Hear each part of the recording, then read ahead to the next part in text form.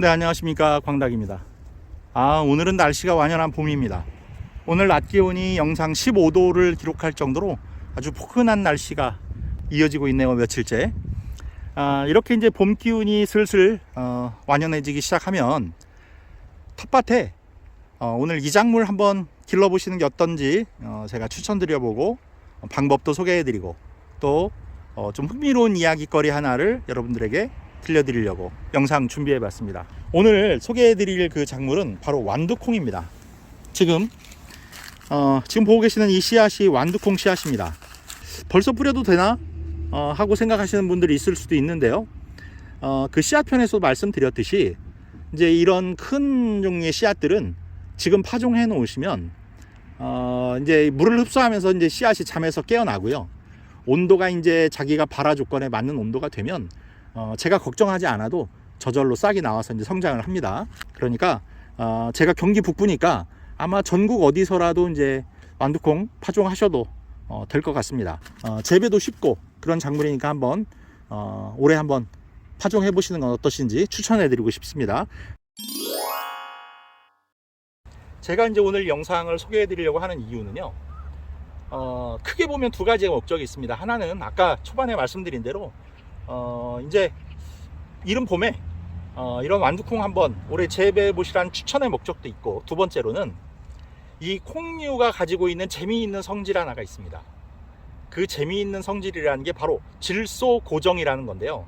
그 질소 고정에 대해서 여러분들한테 말씀을 드리고 여러분들이 그걸 알고 계시면 좀 도움이 될 만한 내용이 있습니다. 올해 농사를 또 지으시는 데 있어서 응용해 보실 만한 부분도 있고요.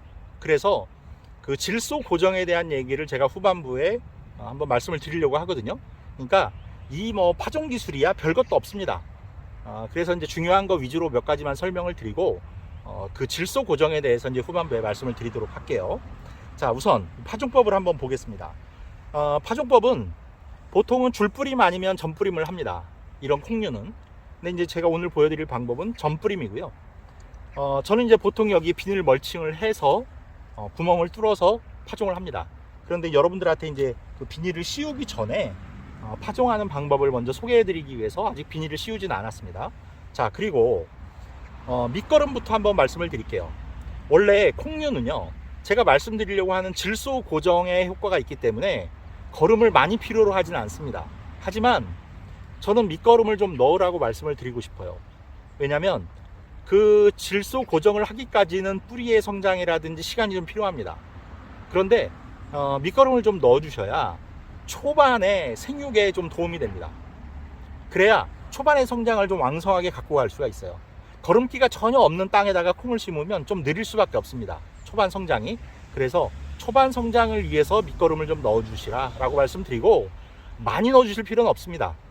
그러니까 이제 적당히 유기물을 섞어서, 퇴비를 섞어서 만들어 주시면 되고요. 자, 그 다음 파종하실 때 줄뿌림 하셔도 되고 전뿌림 하셔도 되겠지만, 이제 전뿌림으로 설명을 드릴게요. 보통 전뿌림으로 할 때 간격은 이렇게 짚어서, 손가락을 이렇게 쭉 뻗는 것이 아니라 이렇게 짚어서 이렇게 하나 간격으로 파종하시면 됩니다.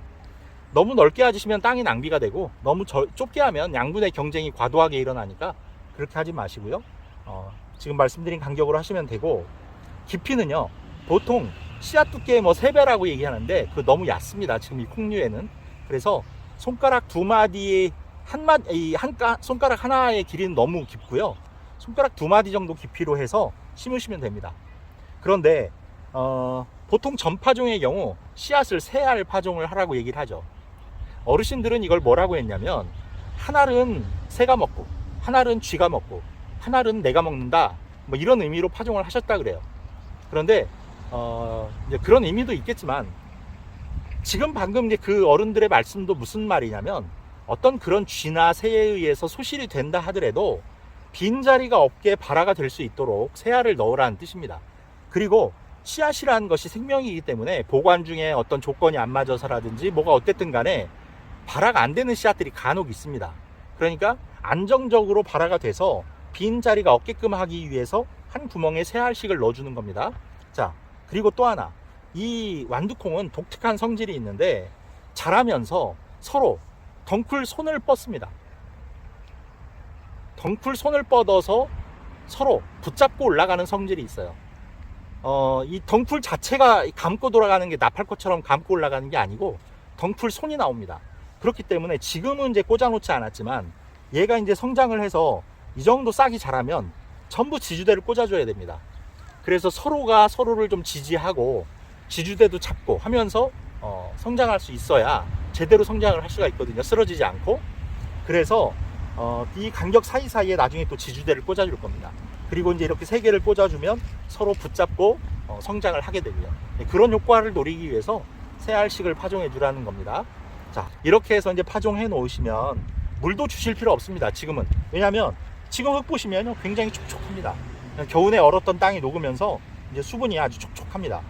이 상태로 그냥 놔두시면 봄비가 오고 하면서 씨앗이 이제 부풀어 오르면서 잠에서 깨어납니다.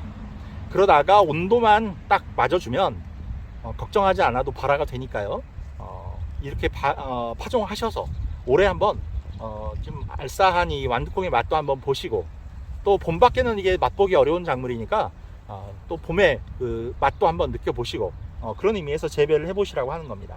자, 그러면 제가 이제 지금부터 이 질소 고정이라는 것에 대해서 한번 설명을 드릴게요.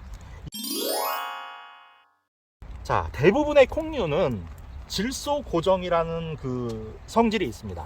질소 고정이라는 건 다른 말로 바꾸면 뿌리에 질소를 흡착시킨다, 부착시킨다 라는 뜻입니다. 질소는 뭔가요? 바로 식물에게 있어서 가장 많이 필요로 하는 영양소 중에 하나입니다. 식물이 줄기가 자라고 잎이 커지고 하는 그 효과는 질소에 의해서 나타나는 효과거든요. 그래서 질소는 식물에게 있어서 굉장히 필요한 요소입니다. 그리고 식물이 단백질을 합성할 때 이 질소가 상당히 많이 필요합니다.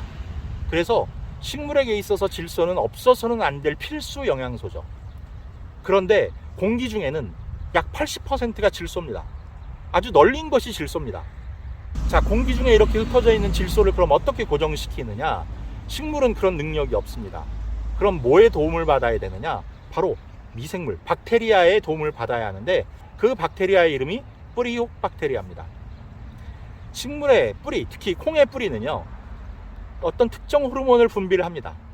그래서 이 흙 속에 있는 뿌리혹 박테리아에게 너 혹시 이 안에 들어와 살 생각 있니? 라고 의향을 물어봅니다. 그러면 이 뿌리혹 박테리아가 그 호르몬을 탐지하면 그 화학물질을 탐지해서 본인도 화학물질로 답을 합니다. 그래, 들어가 살게 라고 화학물질을 분비하면요, 이 뿌리는, 콩의 뿌리는 스스로 변형을 시작합니다. 무슨 변형을 시작할까요? 바로 방을 만들어줘야 뿌리혹 박테리아가 들어와 살 거 아닙니까?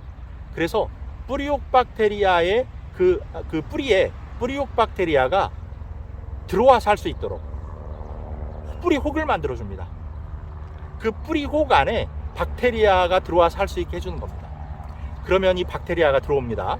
그러면 이 공기 중에 많은 질소, 이것들이 이 흙 속에 있는 통기성, 그래서 흙이 통기성이 좋아야 된다는 겁니다, 여러분. 유기물이 많이 들어가 있어야 된다는 뜻이죠. 통기성이 있어야, 이 흙이 얼기설기 돼 있어야 공기가 들어갈 거 아닙니까? 공기가 들어가서 그 질소가 뿌리혹 박테리아에 의해서 암모니아로 변화됩니다. 암모니아로 변화돼서 식물에게 흡수가 되는 겁니다. 식물은요, 질소 자체를 흡수할 수는 없습니다. 그걸 미생물의 도움을 받든 뭐의 도움을 받든 질산염 형태의 암모니아가 됐든 질산염 형태의 어떤 변화가 일어나야 합니다. 그래서 그 역할을 뿌리혹 박테리아가 해주는 겁니다. 그걸 하면 뿌리혹 박테리아가 질산염 암모니아로 이걸 변형을 시켜주면요, 이 암모니아를 식물이 흡수를 하는 겁니다. 그래서 다시 분해를 해서 아까 말씀드린 단백질 합성에 이걸 사용을 하는 겁니다. 이해하셨죠? 그러면 뿌리혹 박테리아는 그 짓을 왜 할까요? 바로 식물이 만들어준 단백질을 이 박테리아에게 공급해 줍니다. 먹이로 삼는 거죠. 서로 상부상조하는 겁니다. 그래서 공생을 하는 겁니다. 그래서 뭐 땅콩이라든지 또는 이런 콩이라든지 완두콩 또는 뭐 팥, 대두, 강낭콩, 이런 것들이 그렇게 질소 고정 효과가 있다는 겁니다. 뿌리를 뽑아보면요, 알뿌리가 쌀알처럼 달려 있습니다. 바로 그게 뿌리옥입니다. 그 안에 뿌리옥 박테리아가 살고 거기서 질소가 고정되는 겁니다. 그래서 여러분 콩이나 이런 걸 뽑으실 때 잡아 뽑으시면 주렁주렁 달려있는 거 보이실 거예요. 그리고 그 떨어져 나오는 뿌리옥들이 땅 속에서 다시 분해되면서 질소를 땅에다가 공급해주는 효과가 있는 거죠. 이 효과를 노려서 다른 작물에게 도움을 줄 수 있는 겁니다. 예를 들어서 콩을 심고 그 옆에 옥수수를 심습니다. 그럼 옥수수는 생육기간이 좀 길죠. 그러면 이제 콩을 수확하면서 그 안에 뿌리를 잘라 놓는다든지 해서 그것이 다시 그 속에서 분해가 되면 질소가 비료 역할을 하는 겁니다. 그래서 이걸 콩을 뽑으실 때 물론 잡아당기면 안에 이제 뿌리가 끊어지기도 하고 그 뿌리옥이 떨어져 나가기도 하면서 안에 남기도 하겠지만 뿌리를 잘라서 수확하시는 것도 하나의 방법입니다. 비료를 쓰지 않으시고 뭐 친환경농법이나 유기농법을 이용하시려고 하는 분들은 이런 것도 알고 계시면 도움이 됩니다. 그리고 옥수수라든지 뭐 하는 그런 다비성 작물들 옆에 콩을 길러서 비료 효과를 주면서 내가 비료의 사용량을 줄이고 그렇게 하는 것이 또 환경에도 도움이 됩니다. 왜냐하면 우리가 비료를 막 뿌리게 되면요, 이걸 과용해서 이게 다 흡수가 되지 못하면 빗물에 의해서 그것들이 하천으로 흘러 들어갑니다. 그러면 그것들이 부영양화라고 해서 그걸 일으켜서 녹조 현상이라든지 하는 것들이 나타나는 겁니다. 그러니까 환경 파괴가 이 비료의 남용으로 인해서 일어나는 것도 있습니다. 그러니까 비료를 가급적 적게 사용하시면서 그런 그 질소 고정을 이용한 그런 친환경 농법, 이런 것도 재미삼아 한번 해보실 수 있는 겁니다. 자, 오늘은 제가 완두콩이라는 작물을 재배하면서 볼 수 있는 이런 그 질소 고정 효과, 이런 것에 대해서는 설명을 드렸습니다. 올해 처음으로 씨앗이라는 걸 파종하면서 한 해 농사를 한번 시작해 봤습니다. 좀 가슴도 설레기도 하고 또 한 해 좀 힘들 거 생각하니까 걱정도 되고 그렇습니다. 자, 올해는 뭐 기후라든지 모든 것들이 큰 문제 없이 잘 좀 지나가기를 바라면서 또 풍성한 수확도 함께 하실 수 있기를 기원하겠습니다. 자, 구독, 좋아요, 알림 설정 부탁드리면서 오늘 영상 여기서 마치겠습니다. 감사합니다.